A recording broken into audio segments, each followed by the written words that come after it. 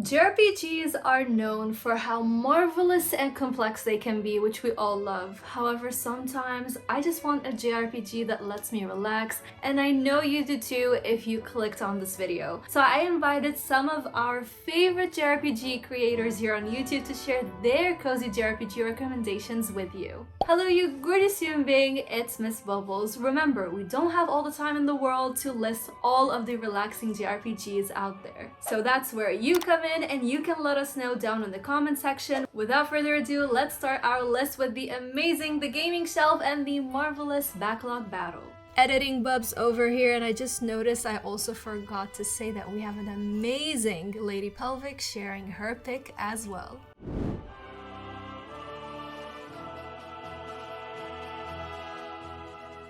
Hey everyone, this is Taylor from The Gaming Shelf, and thank you, Miss Bubbles, once again for having me on the channel to talk about some awesome JRPGs. And today, we're going to be talking about some cozy, relaxing JRPGs. I feel like this genre does it better than most. So the first one I really want to start with is Chrono Cross.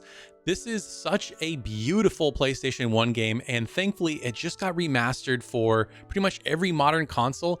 And why I think it's relaxing is just the vibe it gives off. It has such an incredible soundtrack. All the locations are so beautiful. You could just have fun and relax just by walking around and taking in all these views. I mean, it's a game where the entire world is basically on a collection of islands. So it's this very tropical, relaxing vacation-esque vibe. So if you want to relax with a JRPG just based on the music and the different locations, then Chrono Cross is definitely got you taken care of.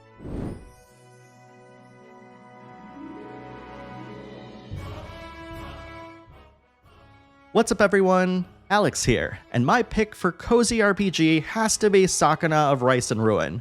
In Sakuna, you play the titular role of a half-warrior, half-harvest goddess who was banished from the heavens and sent to live amongst humans in the Isle of Demons, while surviving alongside the children of man. That's where rice farming comes in. This is the only crop you'll have to manage, so it'll be a bit simpler than other farming games. But what's also interesting about this is that it is tied directly to your strength in combat. So the better you do here, the more you'll grow as a warrior. And you couple that with some great action with a progression path that's smoother and more understandable than most other action games. And you'll find that the balance between the farming and the action aspect is very complementary to each other, leading to a gameplay loop that's actually very rewarding. Sakuna of Rice and Ruin is available on the Nintendo Switch, PS4, and PC right now.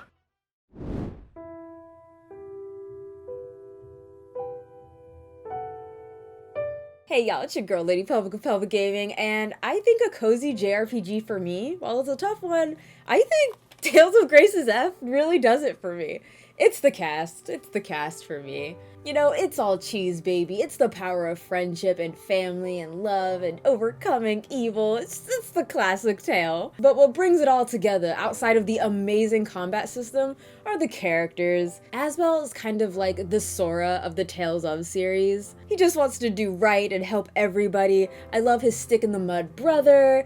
I love Pascal, who's goofy. Sophie's like a little amnesiac child. Malik is like the grandpa, and Richard is Asbel's sworn brother, best friend. It's just so wholesome. They all make me so happy together. Every time I see this cast, it just lights up my world, and it makes me feel right at home. With such limited time, I don't have the privilege to replay games, and because I got to play this game a second time, rekindled that love for this cast and the battle system and even the story, the cheesy story. It's hands down the only comfort and cozy JRPG I can really think of.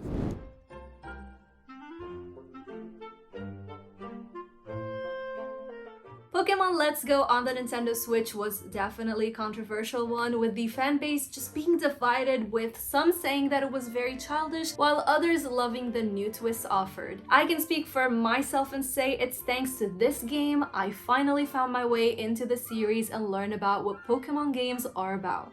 I really love that the game is easy, the graphics are so cute, the music resonates with you, but most importantly, you can chill and slowly learn about elements, gym battles, and the various mechanics that make up Pokemon games. Now I went with this version, I went with Eevee, and I'm having a blast. And because of it, I feel less intimidated by the franchise and can go ahead and try other ones that I bought for my 3DS and Switch. Let me know which Pokemon game is your favorite, because I'd love to know. We also have the marvelous TKN with us, so he's gonna be sharing a pic of his, and the Gaming Shelf is gonna share another one as well.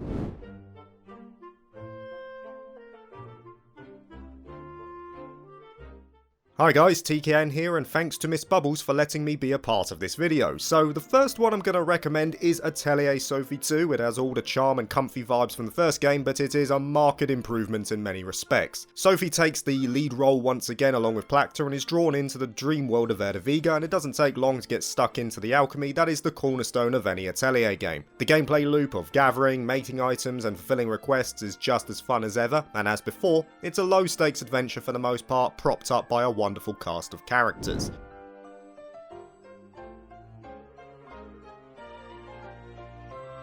One of my all-time favorite JRPGs is the original Nino Kuni Wrath of the White Witch, and it's been remastered. It's on pretty much every modern platform now.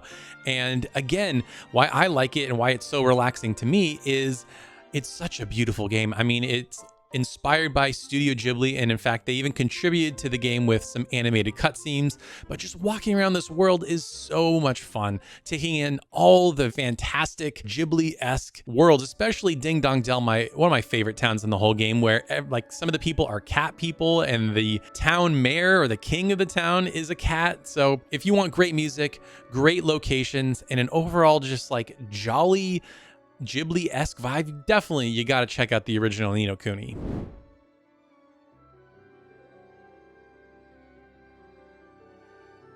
Contrary to Taylor's pick, the Gaming Shelf, I'm gonna go with Nino Kuni 2, because Nino Kuni 1's combat was impossible for me to get into. So with Nino Kuni 2, this was my first JRPG that I played and fell in love with. I love everything about this one, from the art style that changes between scenes, especially the chibi, however you pronounce the characters that tag along when you explore the map. I love the kingdom building mechanic for relaxation, and then doing battles through beautifully made dungeons. The world is marvelous to look at, and the story itself is pretty wholesome, even when there are some dark moments thrown in there. I mean, there's literally, as Taylor said, a city called Ding Dong Dale.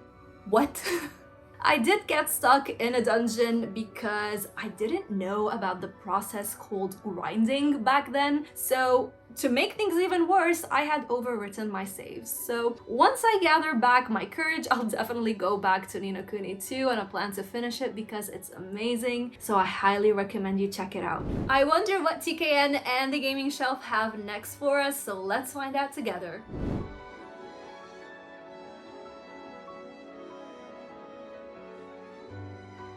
My other recommendation is Eternal Sonata, and too bad it seems like we'll never get a remaster. Eternal Sonata also takes place in a dream world, this time concocted by the famous Polish pianist Frédéric Chopin. Though the story beats and themes explored are quite heavy at times, the actual presentation and sense of adventure is oddly comforting. Combine that with game design that is rooted in music with a solid OST to accompany that, and you get a unique JRPG experience that captivates through both narrative and aesthetic.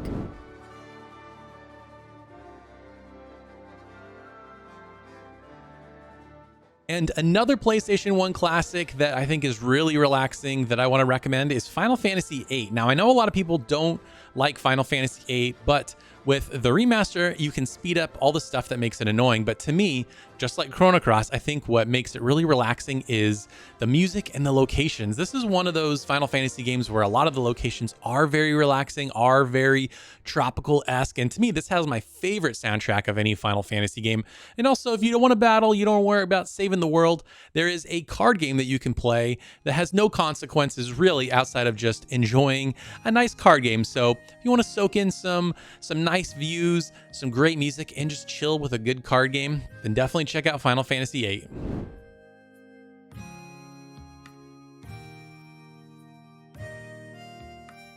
I'm I'm gonna go with something a little bit more cozy and just it resonates with the channel more, and it's Rune Factory 5. This one definitely got a lot of love, but also a lot of negative comments when it was released, so we'll start by addressing the elephant in the room before you keyboard warriors start going at it in the chat. I know the performance is not perfect on the Nintendo Switch, but I decided to overlook it considering the financial problems, aka the Rune Factory developers filing for bankruptcy in 2013. So next time, I'm not gonna let it go. For now, forget about the performance, let's talk about everything else it does marvelously. No pun intended. Here you're a new ranger in the Seed organization, and you're here to help out your fellow villagers. The cozy aspect is the plethora of skills to excel in at your own pace, including things like sleeping, walking, and bathing, which is amazing. I wish we can flaunt our sleeping skills in our CVs because Miss Bubbles over here excels in that.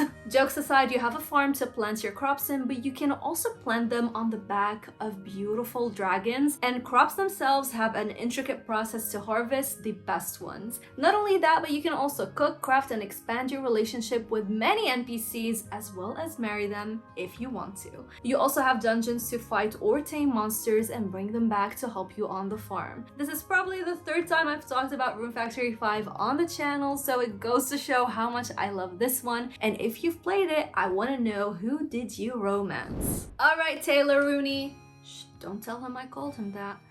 Let us know, I mean, Gaming Shelf, let us know, what's your next pick over there?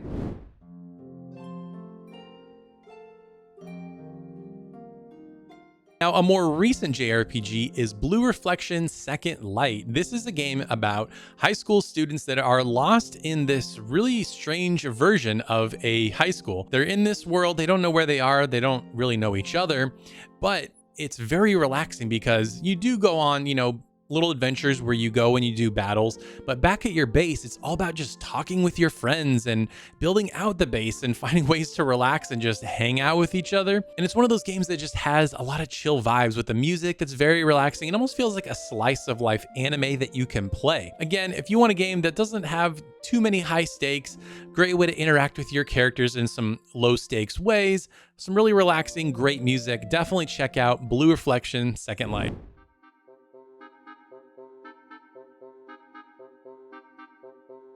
Gotta agree, I played Blue Reflection's demo only and it was an amazing time, so I can only imagine what the full game is like.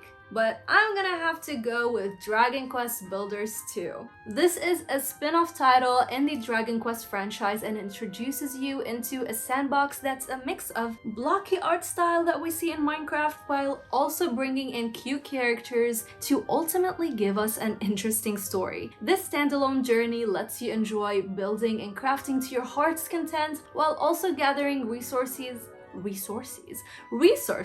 and having to defend yourself against enemies. So you'll be moving from island to island, and in each one you have different tasks to complete. But you also have this hub world where you can create your own magical place and share it online, or have your friends join you and play with you, which is super awesome. There's always something to do in Dragon Quest Builders, whether you're looking to look for resources or customize or build the perfect kitchen or a beautiful bathhouse. You will never run out of ideas or things to do in here. And I'm gonna tell you something, to this day I did not finish the game and I refuse to do so because I just have this attachment to the game. I don't want to see it end, and I want to keep that feeling of, oh, okay, so I can go back to it whenever I want. That kind of sense of, I'm in control here. And here we are down to the last two games of our list, so I'm gonna let Taylor Rune, Gaming Shelf, go first, and then I will go next.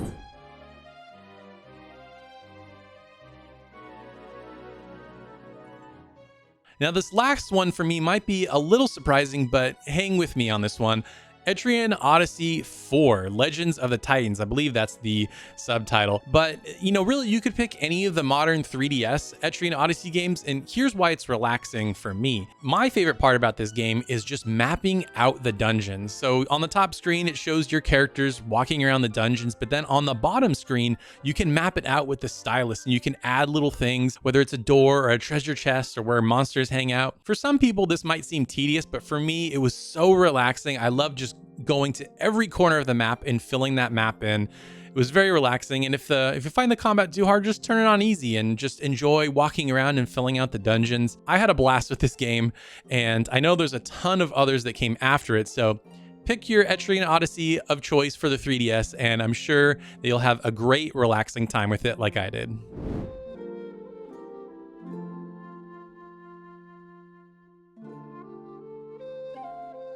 I'm gonna compete with Taylor's choice with another 3DS game, and I know a lot of you freaking love and a lot of you want to see it come to the Switch, and that's none other than Fantasy Life. This game is charming with a cute story even when it tries to be dark, but most importantly, you have 12 professions to excel in, which is mind-blowing. From being an angler, a cook, mercenary, hunter, maybe even wanting to be a lumberjack or a fisherman, you can be whoever you want to be and change between professions. Oh my goodness, today Bubbles doesn't know how to talk. Professions easily. Add to that a system of wishes that grants you things like having your own pet companion to accompany you in combat, as well as buying a house and customizing it, plus getting so many clothing items and much more. There's a lot to do here. The world just feels so lively, there's so much content for you to dive into, and this is yet another one that I refuse to finish because I love this game so much. I just don't want it to end, even with the DLC, like I just don't want it to end. So if you have a 3DS at home, I'm telling you, for the love of gaming, go and pick this one up and try it if you love COZY JRPGs, because you're gonna have a blast with this one and you're not gonna be disappointed.